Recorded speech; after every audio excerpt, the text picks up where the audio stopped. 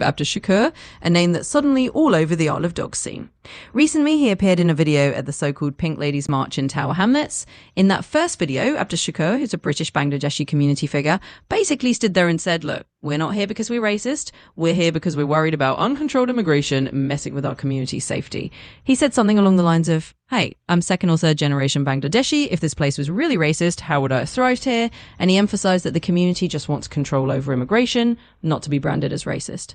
Now, that didn't go down smoothly with everyone. Some people said, wait a minute, that sounds a lot like far-right rhetoric, even if he insisted it wasn't about race. They felt he was legitimizing a narrative often used by anti-immigrant groups. Then comes the second act. Abdus Shakur, maybe realizing the backlash was mounting, did a follow-up video from what looks like a home with a Palestinian flag in the background. He apologized and clarified, look, my intention wasn't to support any far-right agenda. I was there to prevent escalation because the far-right had shown up and we wanted to keep things peaceful near the local mosque. He said he had decades of experience standing up to racism and that it was never his intention to let his words be twisted.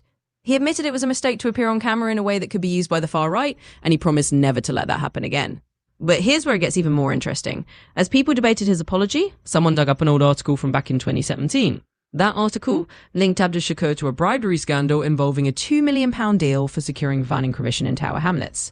Now, that scandal we handed over to the National Crime Agency, and here's the kicker, there's never been a public outcome. We don't know if charges were ever filed or if the investigation just fizzled out quietly, so now you've got this double layer of controversy. People are saying, hey, can we trust this guy's intentions at all? While others are defending him as someone who's always worked for the community and just got caught in a media storm. In other words, the story of Abdus Shakur is now a kind of local saga. A guy who tried to speak out about community issues, ended up sounding like he was siding with the far right, apologized, and then had an old bribery scandal resurface just to add fuel to the fire.